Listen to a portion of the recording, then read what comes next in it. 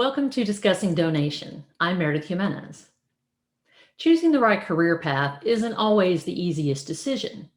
For those who choose to follow their passions, sometimes one particular class in college can point you in the right direction.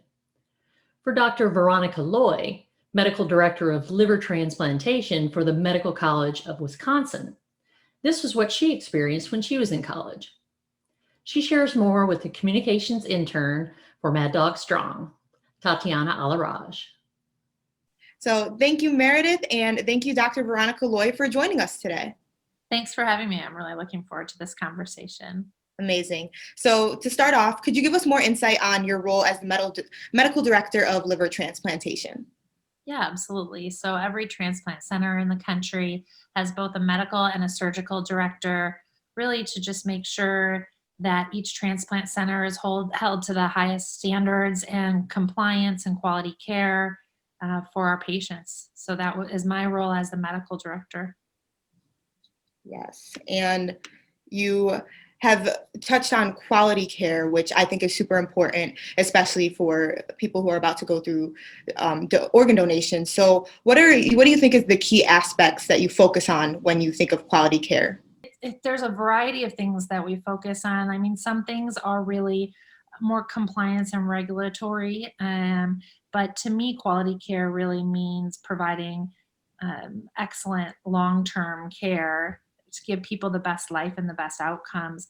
But it is really important. There's a lot of ethics in transplant to make sure that people are provided proper education and consent and screening. So a lot goes into making sure things really, there's a million check boxes that we are held to make sure that we provide good outcomes. Especially with me, I believed what the media told me about transplantation, which I learned very quickly has a lot of falsehoods to it. So when it came to specificities in choosing which organ donation to want to get into, why did you choose liver transplantation?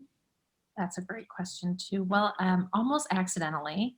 I was exposed to it on an elective rotation I had at the end of my medical training. And I really, at that time, thought I had my career path all lined up. And I was exposed to a rotation in liver transplantation and just immediately knew it was what I wanted to do with the rest of my life. So I really kind of pivoted and changed my goals.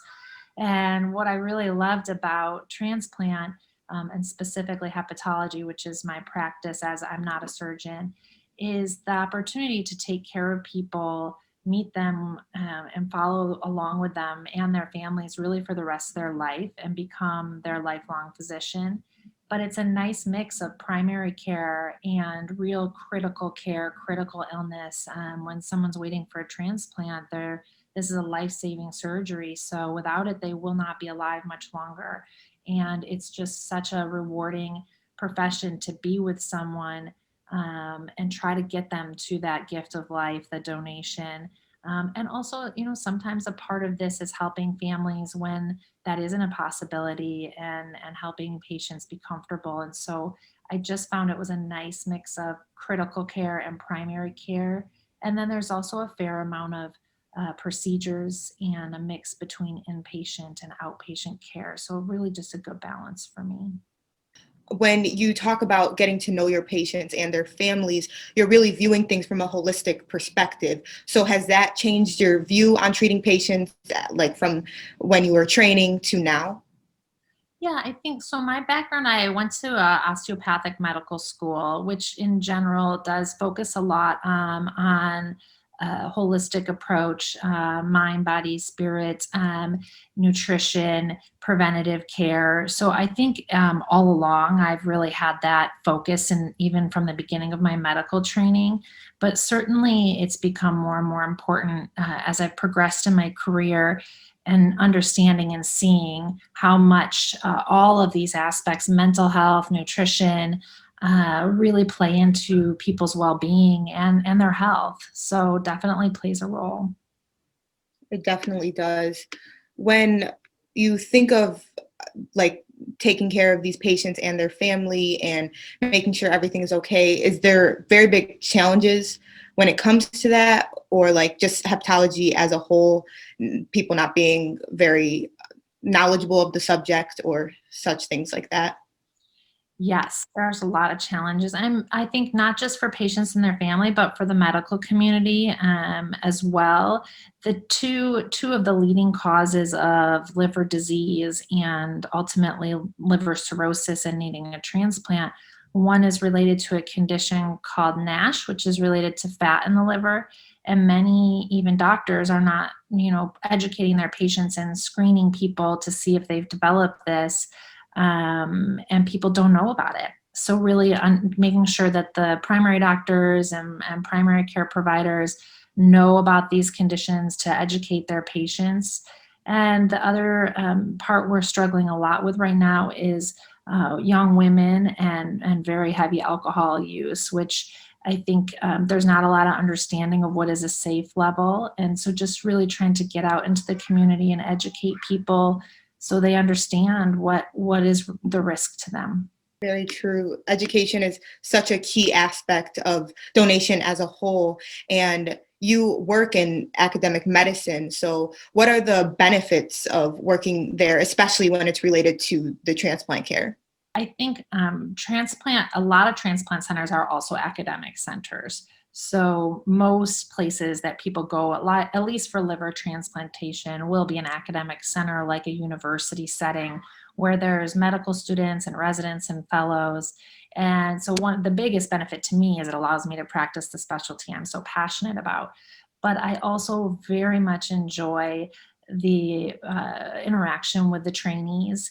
I think that the excitement and energy and drive is really contagious, and it's just a wonderful opportunity for me to be an educator. And people ask me all the time, if you weren't a doctor, what would you do?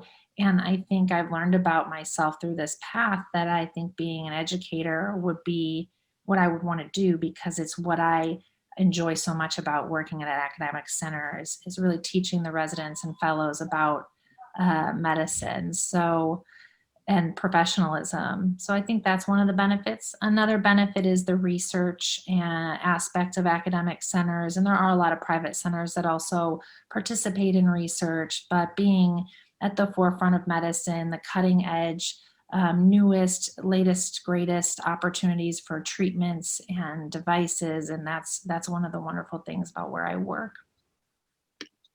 I could really see your passion for it through the way you communicated that. So for a woman like me who's about to graduate college and looking for that experience and wanting those career goals, what kind of advice would you give, especially to fellow graduates of mine who are going to go in the STEM field as well? One thing I notice a lot of what I'm talking with young women about is really not learning the math and science and pharmaceuticals. um, but it's talking about professionalism, and that will apply to any career, and just really understanding how to be professional, how to be kind, how to treat your peers and people around you with respect, how to show up on time, and present yourself well. And I think those things are the most important thing in any career. See, I feel like as a woman just growing up, we've always been held to a higher standard. So do you feel that in medicine, it's even more pressure to live up to people's expectations or not allow other colleagues of yours to undermine or underestimate your abilities? That's a great question. There's definitely a difference. And I think for many years, I did not want to see that. But to me, I just acknowledge that there is a difference, and don't let anything get in my way, and Yeah.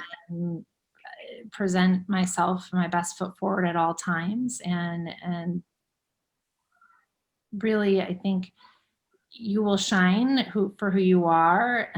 There will be people who unintentionally hold you to a different standard, but that doesn't, I don't think I let it stop me. We love to hear that for sure. Do you think there was like one experience or multiple experiences that made you the leader that you are now, or kind of toughened you up in a sense to like, oh wow, like this is my position, I have to step up to the plate at this moment in time? Yeah, I think, starting in your youth and in my childhood, my mother was very encouraging for me to be a leader, and that support was always there. And then through high school and college, I was an athlete. And I think being involved in athletics and ultimately being given roles like team captain and president of whatever organization I was involved with really taught me leadership skills and gave me the confidence to do what I'm doing now. So I pull on those things I learned as a captain and a coach from sports all the time in my career. Now, I think as I'm getting a little older and have the leadership role, recognizing that there are a lot of people who mind their voice and they they need someone to stand up for what's right. They need someone to speak for them in some ways because they don't have a position where they're able to do that, has really pushed me to continue to want this leadership role and really want to move forward because I recognize now what a responsibility it is for me to make sure that I'm helping those who don't have the position to do it themselves. That speaks wonders. That really shows a lot of who you are, and that's very truly incredible. I would ask for the people that you have to stand up for. What avenues of either social media or other ways have you gotten the word out to be their voice, especially when it comes to organ donation?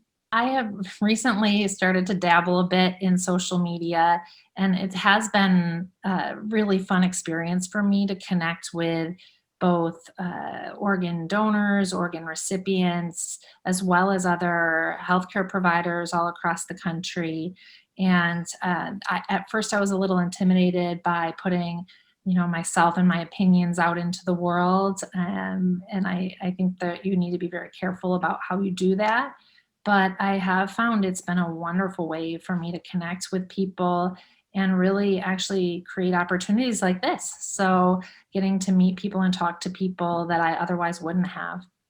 A key thing you said there was just like educating people. And I feel because social media has a lot of myths and fabrication to it, but I feel like it's very refreshing after seeing your Instagram page of like all the research you do, the academic articles you put. It's like, wow, like someone's actually doing the research, not just like looking at a headline and posting it. So for people who are hesitant about certain areas of your studies that you've been studying for obviously years now, and specifically organ donation as well, what would you say to those hesitant about any topic? I think you need to do your own homework and formulate your own opinions. I do think that everything on social media or even research can be portrayed in a manner to serve that person who's putting it forward. So to look out there, if someone has a thought or a question, then look and see, is there someone else that's showing the opposing view, and really make your own decision, but an educated one. You shouldn't just believe what you're being told. So I think that is what I would say as a general answer. For organ donation in particular, I think there are quite a few myths and hesitancies. And of course, there are a lot of, personal belief sets that I can't understand if I'm not in someone else's shoes. But I think just having an open conversation with someone you trust who knows what they're talking about to help abate any real fears or concerns people might have about being an organ donor, because most of them are pretty unfounded. Specifically, like in your work, have you seen improvements over the years due to people just being more educated, or just the word being spread, like with a foundation like Maddog Strong? Have you seen just improvements or just higher education in that sense? Yes, I think so. I think, the Department of Motor Vehicles has been a really big advocate for organ donation, and that's really helped over the years getting people to start talking and thinking about this as young as 16 years old when they're getting their first driver's license. And then organizations like Maddog, the foundation is getting this really as a topic of conversation amongst people and their peers as well as their family members, which really is important to also be talking to your family members. because people need to really understand others' wishes. So I've seen a huge improvement over the years. There's still a lot of work to be done. Would there be more advice given to the younger generation who just doesn't know like how significant it is? Like they don't know, like they're literally changing someone's life. Giving an organ is saving them or giving them more years to live. So is there like a story that speaks to you, or just experience that you just saw how it was such a major deal in that person's life? Every single day.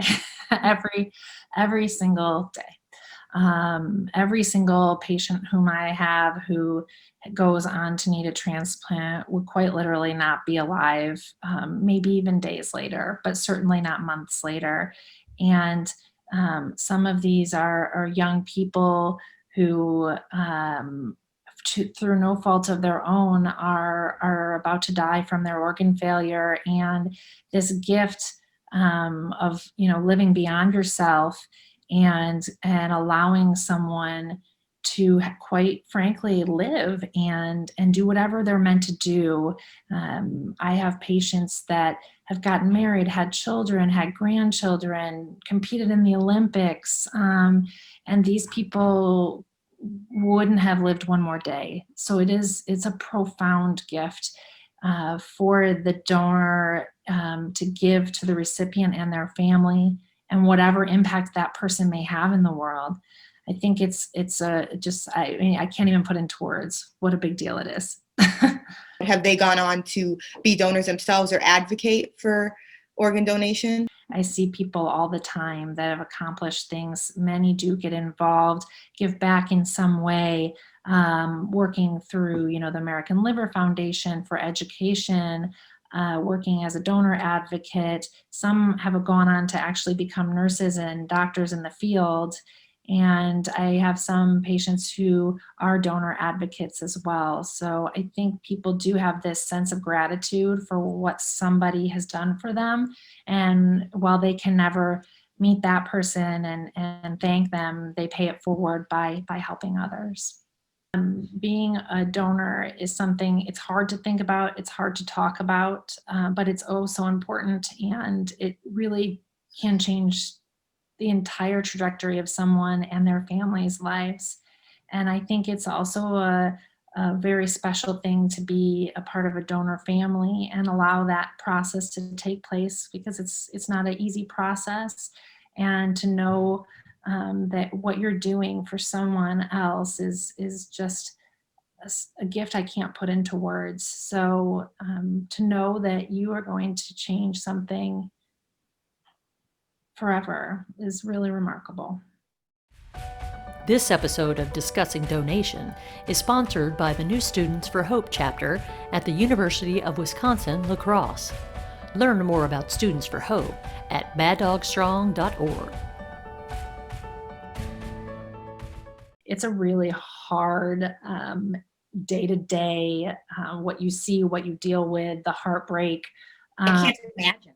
And the only way to continue moving forward is if you have such passion for it and know that, this is what I'm supposed to be doing with my life. And I feel lucky that I have that, because I know it takes a lot of people a long time to figure that out. Yeah. But when like I said, I was about to start a sports medicine residency. I was going to be like a team doc on the sidelines. And I did this one elective rotation. I was probably, 27 years old, and it just immediately shifted my entire life. And so I guess I'm lucky in that way. Don't go. I want to do a quick little picture of you guys. Make yourself look nice.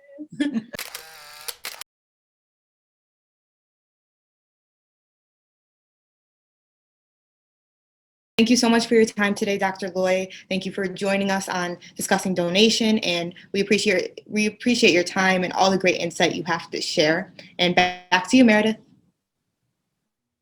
Thank you, Tatiana and Dr. Loy, and thank you for watching. Be sure and follow our YouTube channel, Maddog Strong Foundation, for future episodes. one of which will be Dan Leeds, Community Outreach Coordinator for the Illinois Secretary of State's Organ and Tissue Donor Program. We look forward to seeing what's happening in the great state of Illinois about this wonderful program. We'll see you soon.